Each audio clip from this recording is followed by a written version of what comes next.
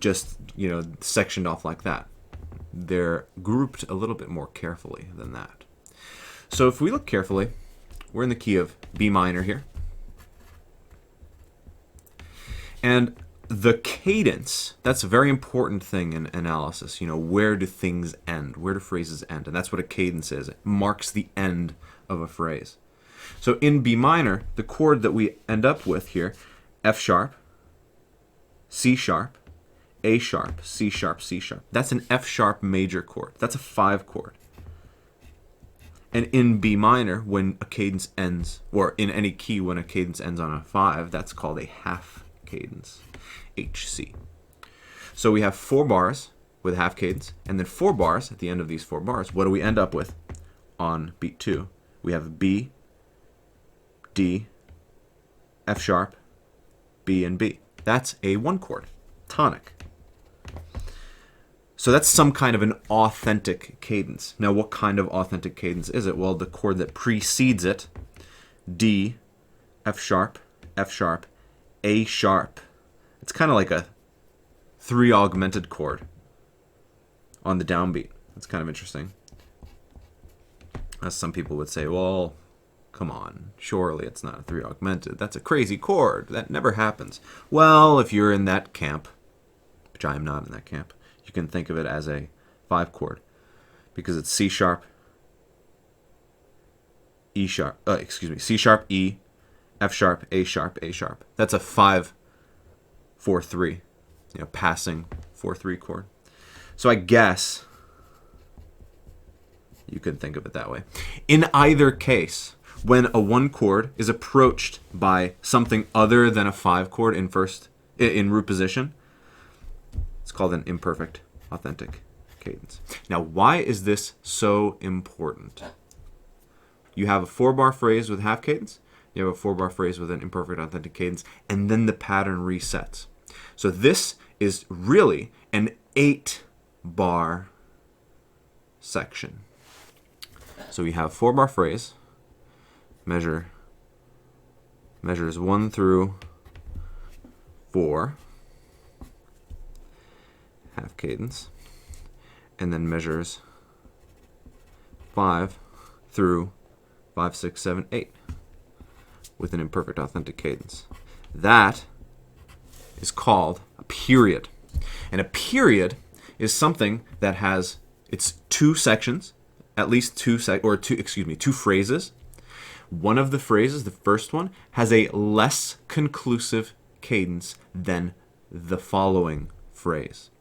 So in this case, half cadence is less conclusive than an imperfect authentic cadence. A half cadence is not final. There's still room for it to develop further. It can still go to something else. Whereas when you land on a tonic, that's kind of like a more final sound.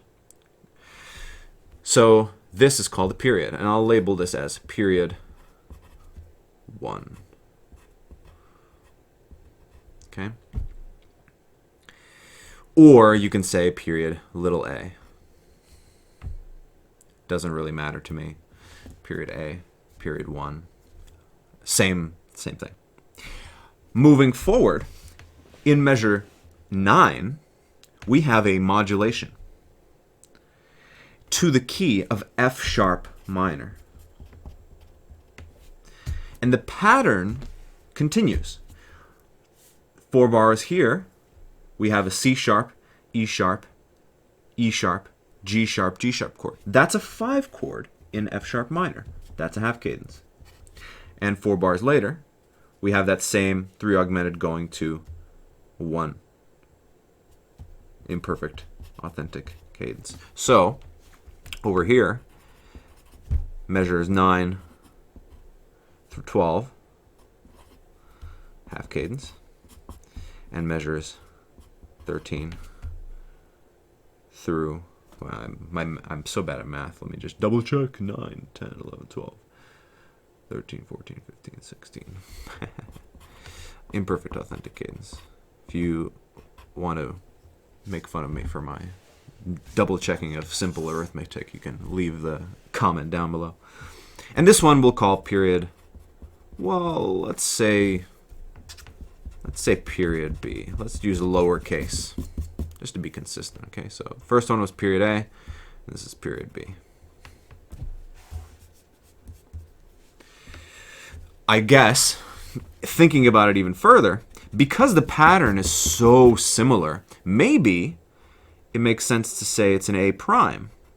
And that little prime symbol tells you that it's really similar, but different enough, right? So yeah, I think that's what we'll end up with. So period A, and then period A prime, showing us that it's kind of like the first period, but just enough has changed. And obviously the thing that has changed is the tonality. It's now in F sharp minor rather than in B minor. And I actually really like this because it corresponds with the letter of the big section. So if we're in big section A, why not use little a to denote the smaller phrases? I think that's a good idea. And then finally, we go back to B minor down here. We go back to B minor here in measure 17, 18, 19, 20, the half cadence right here. Half cadence. And then measures 21 through 24, imperfect authentic cadence. 21, 22, 23, 24. Imperfect authentic cadence. Great. 1. And that, because it is the same tonality, same music as before, I'll call it period A as well. But I guess enough of a change has happened. If you look at the music, compare down here to here, I mean, the orchestration is so much more fleshed out. So it's going to be either period A or period A double prime. And I think I like A double prime because it tells you that there's a bit of a development.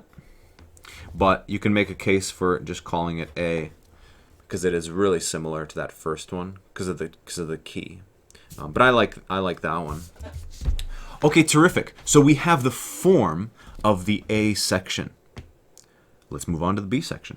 So here we kind of have a similar situation where every 4 bars is the repetition of the pattern. Okay, so 1, 2, 3, 4. We'll make a note right there. And then 1, 2, 3, 4. Make a note, or make a line. 1, 2, 3, 4. Make another line. 1, 2, 3, 4. And actually, the end is 5 bars long, so that's kind of cool. Where the end is a little different. All right, so let's go through and see what we're ending up with. So, what key do we start in? High G there. We end up with this F sharp major chord, F sharp, A sharp, C sharp, and F sharp. So it's a 5 chord. It's a 5 chord in B minor. So we start in B minor. It's kind of an interesting thing because we're going G to D, like G major to D major. So it almost sounds like we're in the relative major for a moment. But it's really... Is it truly modulating to D major? I don't think so. It's just a very brief tonicization. That's what I'm more comfortable calling it. So I think it's still in B minor. But we'll talk harmony. We'll talk harmony later. I just want to make sure that we know the general key of each area. In any case, this is a 5 chord. So half cadence. Okay. 4 bars later, we end up on a B minor chord. B, D, F sharp, B, okay. And the chord that precedes it, we have this F sharp, E, A sharp, D, kind of like, it's almost like a suspension. You know, it kind of goes down to the C sharp, which is the chord tone. But this is a 5/7 chord in root position. And this is a perfect authentic cadence. 5/7 to 1. You can make a case that this D here, it's sort of doing the same thing that it did on the previous page where it made that D augmented. And so it kind of makes it like a D augmented chord in first inversion with the added E. But when you really listen to it, it really sounds like a 5 chord. It really sounds like a 5 chord. So, yeah. All right, so we have a 5-1. This is called a perfect authentic cadence because the bass line went 5-1, and then the top line went 2-1, scale degree 2-1. So that makes it a perfect authentic cadence. And then here we have 4 bars later. We are now in the key of B minor still. Check that out. Because if you compare these 4 bars and these 4 bars, it's the same thing except down the octave. So again, we end on a 5 chord, half cadence. And the same thing, this and this, just down the octave. So there's no modulation happening. We have another 5-1, 5-7-1, perfect authentic cadence. Here we have another 5-7-1. Here we have a longer 5-7-1, and here we just have 1-1. So I like to call this last section a coda, just FYI, because it kind of breaks the pattern. All right, so let's make sure we have the sections here. So 4-bar phrase measures, by the way, MM, see how I'm writing MM? All that means is multiple measures. So whenever you're writing about music and you say like measure 24 or whatever, you would write M24, M24. But if you want to give a section of like multiple measures, that's where you would do MM. So multiple measures. That's how I've always done it anyway. So anyway, multiple measure 25 to 28, I think. 25, 26, 27, 28. Half cadence. And then 29 through 29, 30, 31, 32. We have a perfect authentic cadence. That's another period. So let's say period B, because we're in the B section. That makes sense to me. Period B.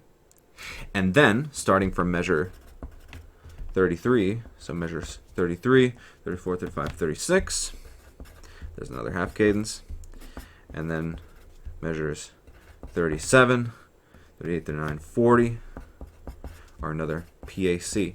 And because the music is identical except for the octave displacement, I would say that it is a repeated thing. It's a period B again. So very interesting. You know, it's similar to the A section, but it's there are some adjustments that are being made. Okay, and lastly we have our coda, which is 5 bars long, measures 37, 38, 39, 40, 40. Oh, excuse me. Sorry, I looked at the wrong thing. Measures 41, 2, 3, 4, 5.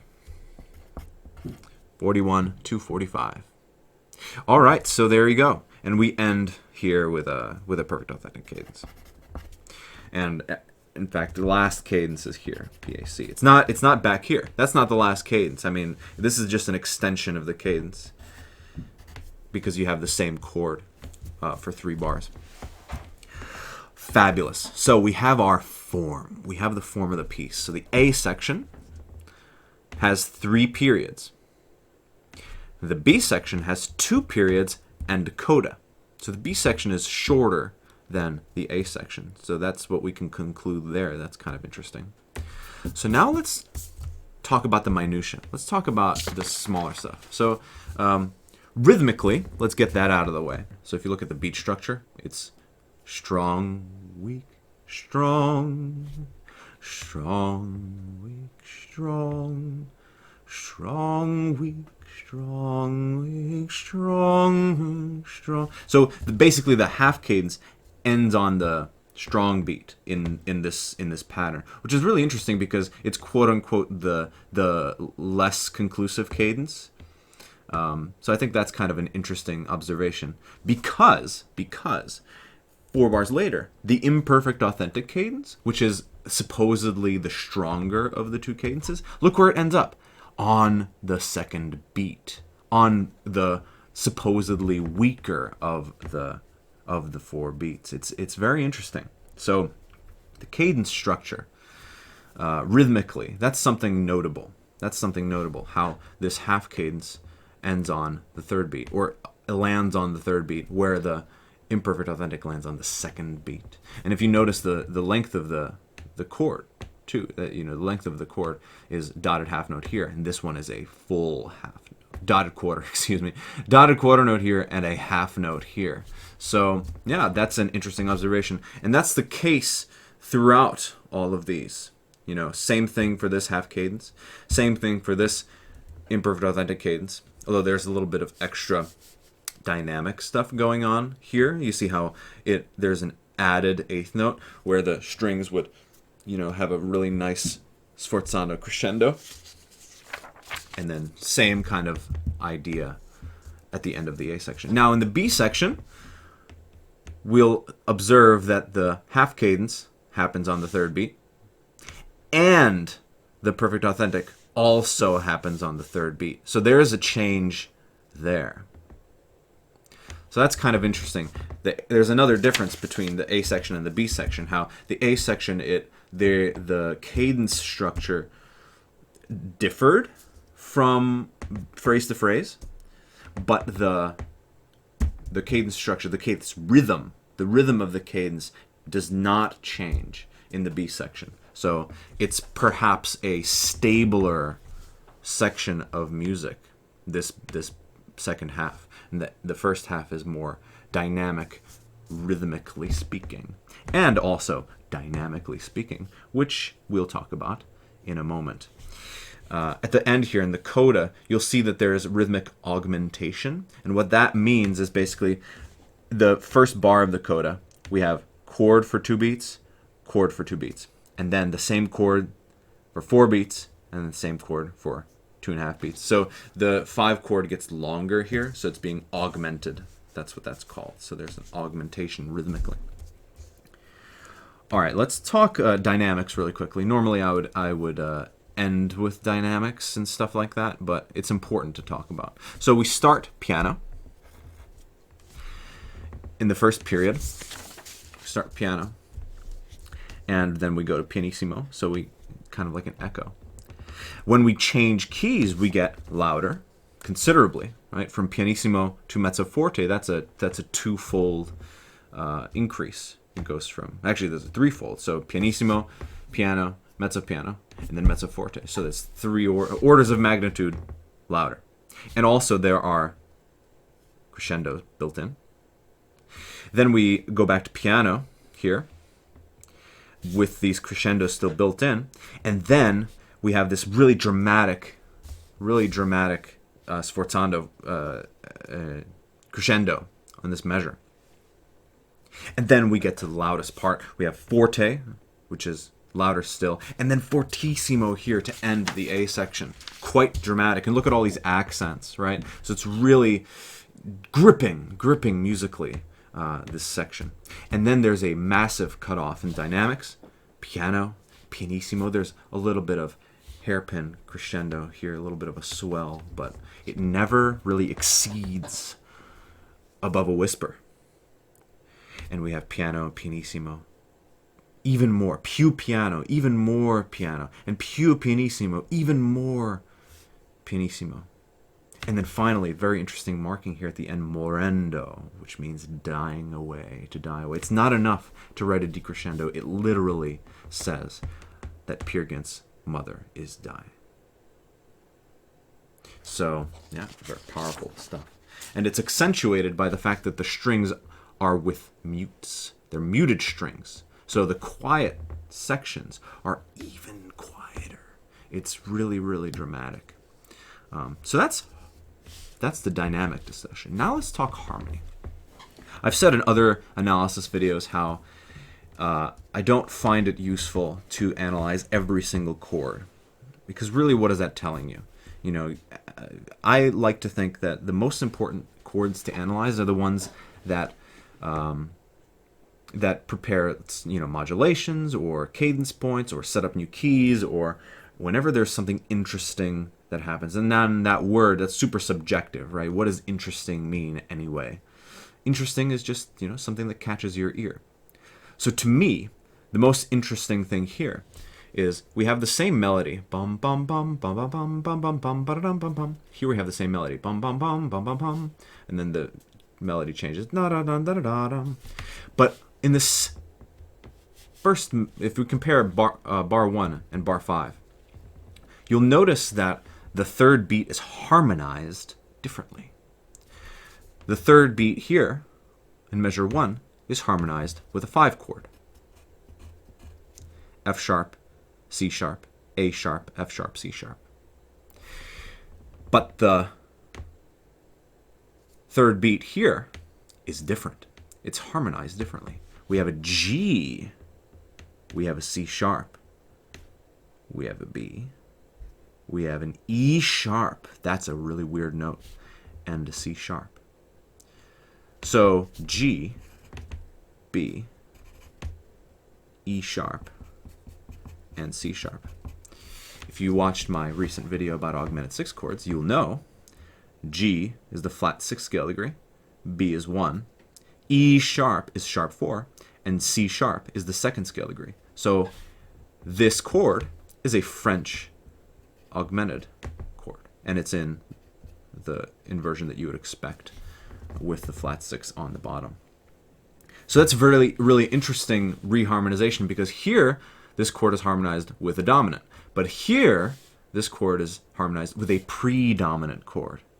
So the context is changing, and it's quite an interesting sound. And it doesn't go to 5 afterwards. That's kind of like the important bit there. It's just a reharmonization. So it's not functioning as a predominant. It's just functioning as a different color. It's beautiful, really beautiful. We already talked about that 3 augmented chord, kind of cool. If we compare over here the measure 4 and measure 8, the chord at the beginning of measure 4, C sharp, E, B, E, and E. It's kind of like a 2 chord, 2/7. We don't actually hear the diminishedness of it because we don't get the G natural in this chord. So it kind of sounds vague. We know it's supposed to be a 2/2 diminished chord, but we don't get the G, so it's hard to hear it as that. But we get a 2 chord. And instead here, we get a 3 augmented. So it's kind of different. Okay, so that's the most important harmonically there. And we expect, because these periods are the same, we expect the same harmonization changes. So here we have a 5 chord in measure 9. And in measure 13, what do we get? In F sharp minor, we have D, G sharp, F sharp, B sharp, and G sharp, which is a French augmented in the key of F sharp minor. So that's kind of cool. So that's like the big chromatic chord that I like to point out. In the B section, there's some kind of subtle harmonic things going on. So like I said, it almost sounds like we're tonicizing the relative major here. This is a G chord. Actually, I've misspoken. It's kind of like a G chord. But it's not actually a G chord. Forgive me. Past me from 26 minutes ago or whatever has misspoken. This is a G, and this is a G. Or this is a G, this is a B, oh my gosh. And this is an E sharp, not a D. So G, B, E sharp, and B. That's how we know we're in the key of B minor, because that chord, G, B, E sharp, is an augmented 6 chord. It's an Italian augmented 6 in first inversion. But it doesn't go to a 5 chord. It goes instead to a 3 chord. It goes to D major. It goes to D major. That's kind of cool. And we have the same harmony here, here, and here. And that kind of slides down to this C sharp, B, E sharp, and the G natural. So C sharp, B, E sharp. That's basically C sharp 7, right? 5/7 of 5. But this G passing tone is so dramatic, so it kind of makes this chord really crunchy. But essentially, this is a 5/7 of 5. And this G is just stellar, absolutely stellar note. Over here, it looks like we're in a different key. It's very curious. So, based on the pattern, we expect it to be another augmented 6 chord. So let's see. We have a C natural, we have an E, we have an A sharp, and an E. So C, E, A sharp. That is, in fact, an augmented 6 chord, because C natural and A sharp, that's an augmented 6. But in a very strange key. C natural is the leading tone down to B, A sharp is the leading tone up to B. Okay, so B is the 5 of E. And that's really interesting. So are we in E minor? That's what it kind of seems like. So in E minor, we have Italian augmented going to, let's check this chord, G, G, B, and D. Hey, that's a 3 chord in the key of E minor. That does the same thing. All right, and then it repeats again, and then it repeats again, before modulating back to B. And this B chord, you know, this B chord is kind of like minor 5 in E, and this F sharp 7 chord is almost like a 5/7 of 5 in E. So we have a little bit of a pivot chord, common chord modulation happening here. That's really interesting. And then this section is the same as that section. So what's the story with this E? It's fascinating. We're missing a period here. If we look at our form chart, if we compare here and here, we had 3 periods here, and this middle one modulated to F sharp minor.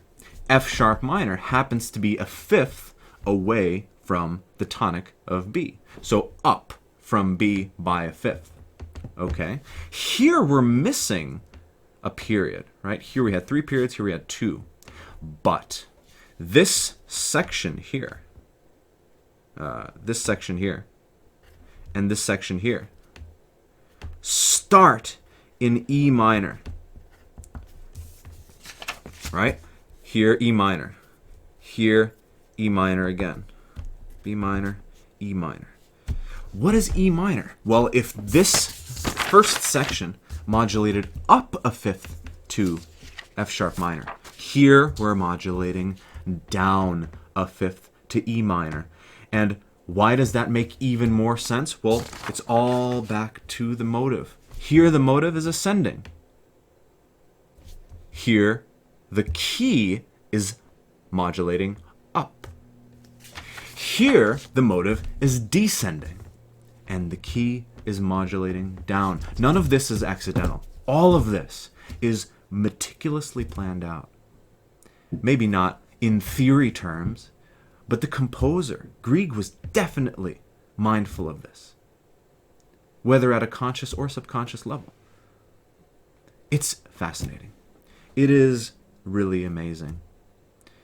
This level of intricate detail, this level of awareness of even the most minor things. So there you go, folks. We have analyzed the death of Åse. Binary form with some period structure. We talked about harmonic stuff. We talked about rhythmic stuff. This is how I would analyze a piece. And now the next step is, well, practice it, play it. And when you perform it and you know these details, I really believe that you have a finer understanding of the landscape of the piece. And maybe we can't ask Grieg, right? We can't ask him, hey, so why'd you do X, Y, Z in this music? So it's up to us as interpreters of music to get the best sense of what they could have been thinking. And yeah, I think it really helps to bring performances to the next level. So anyway, thank you so much for watching. I hope this was useful for you. If it was, please leave a comment down below. If I missed anything, if I misspoke, do mention that as well. And if you want to have more of these analyses from me, just subscribe to the channel. I plan on putting out a whole bunch of this stuff. So thanks for watching. I hope you have a really great day.